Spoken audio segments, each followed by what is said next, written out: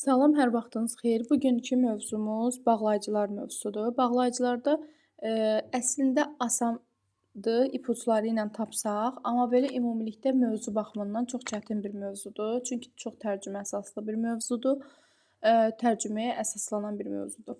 Amma son illərdə düşən, yəni ki, bağlayıcı suallarında sırf bax bu tipli boz nə ilə işlənir, eyzə, neyzə bunların haqqında məlumatlı olan bir insan, yəni ki, şagird istənilən bir sualı işləyə bilər deyə düşünürəm.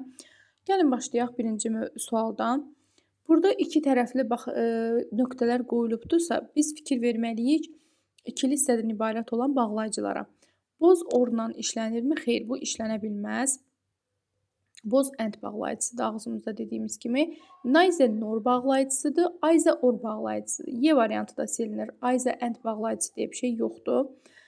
B, C və D variantları düzdür. Uyğundur bura. Bəs yaxşı, bunları necə seçək ki, hansı düzdür, hansı səhvdir? Təbii ki, bu zaman bizim köməyimizə tərcümə gəlir.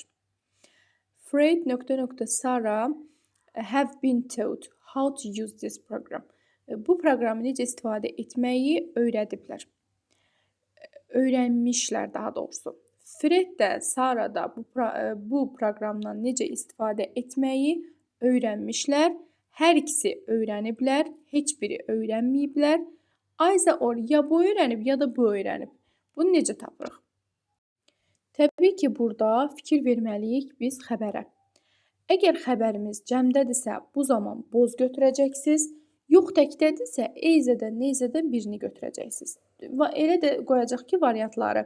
Yəni, siz ya eyzə, ya da neyzə qalacaq yerdə onlardan birini götürəcəksiniz. Xəbər təkdə olsa. Amma xəbər cəmdə olanda yadınızda qalsın ki, boz and bağlayıcısı, yəni B variantı götürməliyik. Niyə? Çünki biz bunu quantifierdən də keçmişik ki, boz həmişə cümlənin xəbərini cəmdə istəyir. Yəni, bunu bilirsiniz artıq. İkinci suala baxırıq. Burada da yenə ikilidir.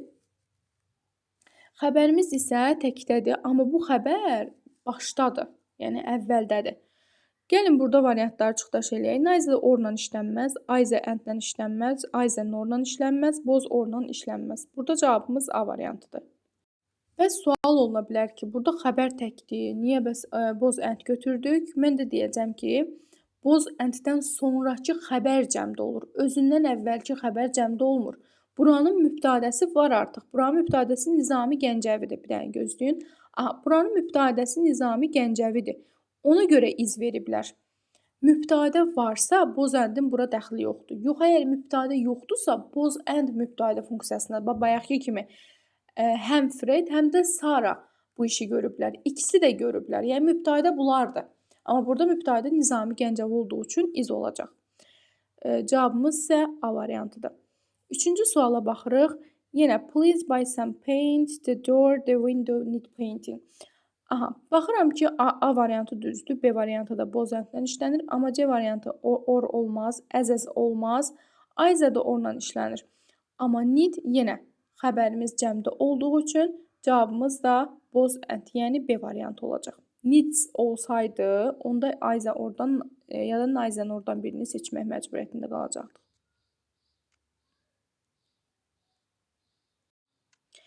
Dördüncü suala baxırıq. Dördüncü sualda isə Kate, Jane are hardworking. Burada artıq ikili suallar deyil, burada artıq tərcümə əsaslıdır. Kate və Jane çalışqandırlar. Onlar tənbəl deyillər. Burada and bağlayıcısı. Təbii ki, bu tərcümə əsaslıdır. Kate və Jane. Sonra 5-ci suala baxıram ki, the room was empty. Deyir ki, otaq boşdur. John, Jack were not there. Orada yoxdur, yəni. Nə John, nə də Jack orada yoxdur. Və yaxud da deyə bilərsiniz ki, yəni bizim dildə çevirsək, John və Jack orada deyillər. Yəni and bağlayıcısı olacaq burada da. 5-ci sualda cavabımız B variantı, 4-cü sualda isə C variantı. 6-cı suala baxırıq. Burada yenə ikili sual tipidir. Bura baxaq görək nə olacaq. Burada neither orla işlənmir, neither norla işlənmir. Either and-lə işlənmir. Neither orada gedər, boz and-də gedər. İndi baxırıq feilimizi tapmağa çalışırıq. Feilimizin də bir fərqi yoxdur. Yəni, boz and da ola bilər, neither. Çünki modal feillə işlənib. The problem was difficult enough. Bu kifayət qədər çətin idi bu problem. Ben, onun dostları həll edə bildi.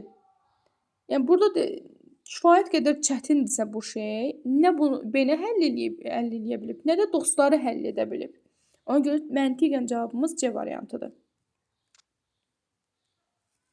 7-ci suala baxırıq ki, he didn't want to go out.